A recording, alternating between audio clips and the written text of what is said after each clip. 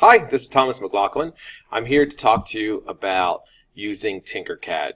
This is one of the tools we'll be using in this course. So the first thing you can do is click on the link on the left-hand side of your screen. Now it's going to open up in Blackboard. We don't really want that. So what you want to do is right-click and open up in either a new tab or a new window when you go to the sign-in.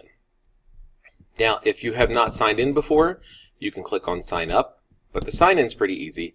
It either uses Facebook or you can sign up for a new account for free. I encourage you to sign up for a new account because Facebook is sometimes not always available at school. There are other ways of signing in. You can sign in with your Google ID. That works as well. So that's probably a good option for most of you since at school we have Google accounts.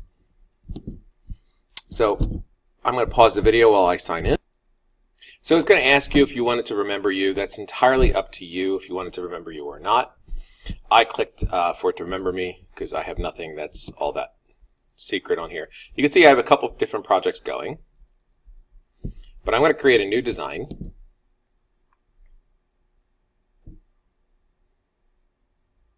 And it gives me this nice three-dimensional workspace. And then I have these shapes up here. Basic shapes that I can work from. I can import pictures or other 3D models that I may have downloaded as a starting point. I have a shape generator that uses TinkerCad, so they have some basic shapes for us. Then the community itself has built some shapes, pages and pages of shapes that you can mess with and start working with, as opposed to just using the shapes that you design. So it's a good starting point. There's connectors for different special projects, geometric, and so forth. Letters.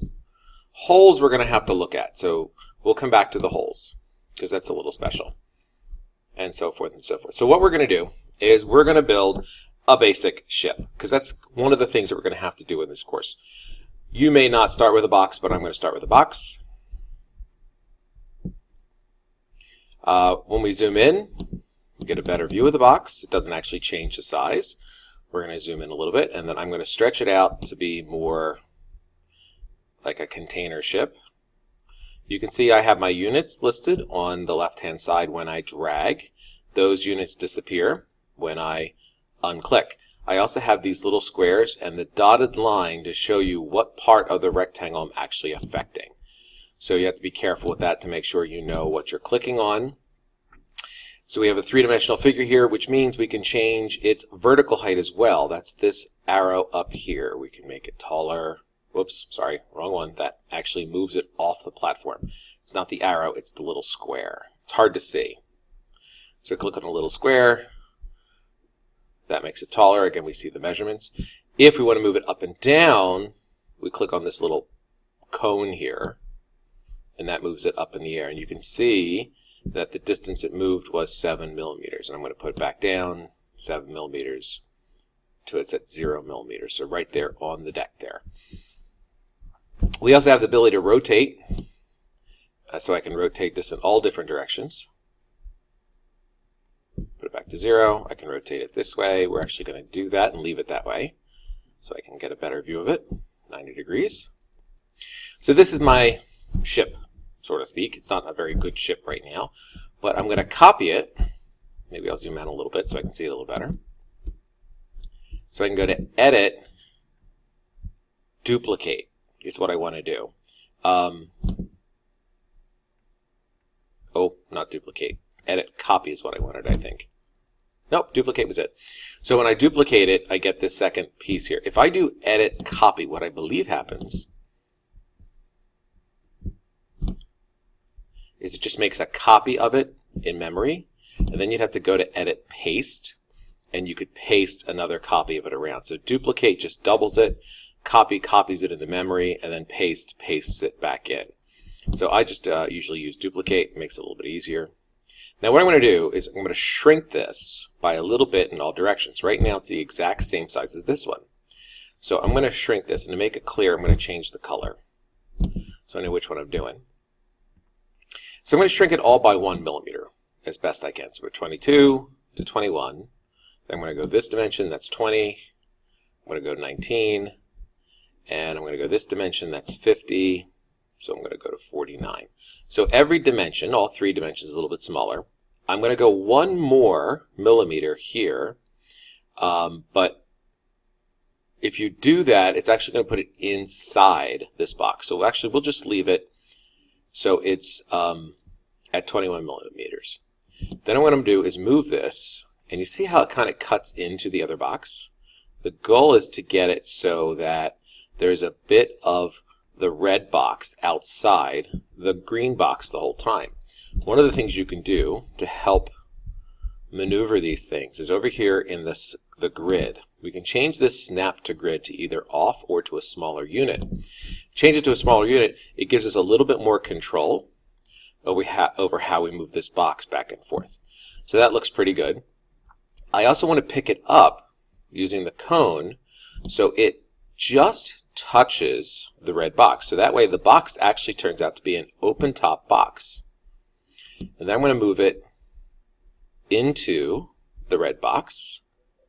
And now you should be able to see that we have a green box inside of a red box. And to verify that it actually did the same thing all the way around, we're going to look at the bottom. So right now, this is a box inside of a box. But what we really wanted was something that was a container. So we're going to move this just a little bit more so it's a little bit more even. That looks pretty good. Now, if you make your green box a little bit smaller, that makes it a little bit easier to do because you have a little bit more space, but I just wanted to show you how fine-tuned we can get this within 1 millimeter. Now, if it's 1 millimeter, that means we have 0.5 millimeter on either side all the way around the box. That's not very big. So when we do our 3D print, it's going to be very, very thin and very, very brittle. So again, you might want to think about that in your design. How thick do you want the walls of your ship? So be very specific. So the other thing we're going to do now is we're going to change this from a color, the green box, to a hole. But before you do that, go back to the color. We're going to select the red box with the green box when we do this so we can make it a real hole and make it disappear. So follow these steps. First thing you do, click the green box. Make it a hole. Then you're going to select the red box. You can see it because the color changed. Press the Control key and select the hole on the inside. Oops, not let me do it. Let me try it again. Maybe if I change the angle here, I can see it better. There we go. So, red box. Shift works. For some reason, Control's not working. Shift does work, though. So, red box, and then press the Shift key, and then press the hole. Then you'll notice up here, we get the group symbol. I press group, and now I got a hole cut out of the box. So I have an empty box now, which I can manipulate and maneuver just like any of the other 3D shapes. So I can change its size, and it keeps the hole exactly the way it was before. The only thing I won't be able to do is change the thickness of these walls. At least I don't think I can. Nope. It just changes the size of the box. If I want to change the thickness of the walls, what I have to do is click on Ungroup, then click on the hole here, and actually make the hole smaller inside the box, or bigger, depending on what you have done. Let me rotate this around a little bit. See what I'm using to rotate this around.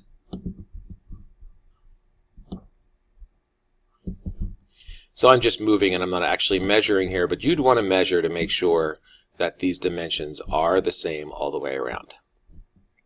One way of doing that is you can grab a ruler way down here at Extras.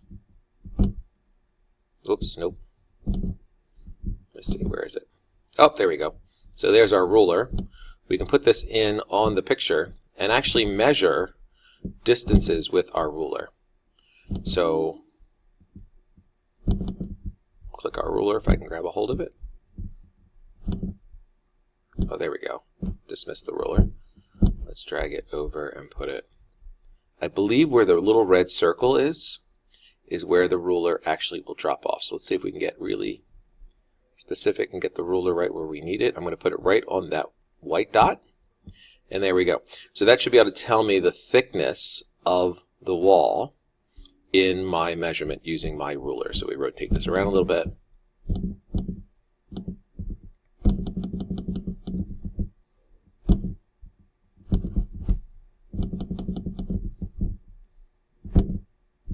And you can use the ruler to try to measure your distances. Okay, so again, I'm going to select both the hole and the red box by holding the Shift key, hit group, and then my red box then becomes a little bit thicker walls. But remember, the bottom I didn't change. The bottom is still only a millimeter. So to change the bottom, I'd have to ungroup it again, flip it around upside down. Notice you can't see the hole here. So what you may have to do is something like this, where you push it shallower, it disappears, then raise it back up, careful not to lose track of the actual box, the hole itself. And there you go. Or the other thing you could do is don't push it down and just raise it up. It's okay if the hole is bigger, higher than the box, because we're going to make it disappear anyway. So that's another way to go. So I'm going to hold the box, press the Shift key, grab the hole, hit group, and there we go. We now have a box that has much thicker walls. And this is the beginnings of a ship. You can add other shapes to it and change the dimensions. We're eventually going to have to do some measurements here so we can figure out where it's going to float. But your assignment today is just to play around and try to make yourself a ship. Feel free to add whatever you want to it. I mean, we could add all types of crazy things to it. Whatever they have available. Feel free to take advantage of the different shapes. Get used to maneuvering pieces around the board. Don't worry about saving it right now. It does save automatically for you, so you don't have to worry about downloading or anything. Play around with the other tools, aligning things, using the mirror. Jump to the special tools rather than having to scroll down. And have fun, and I'll see you next time.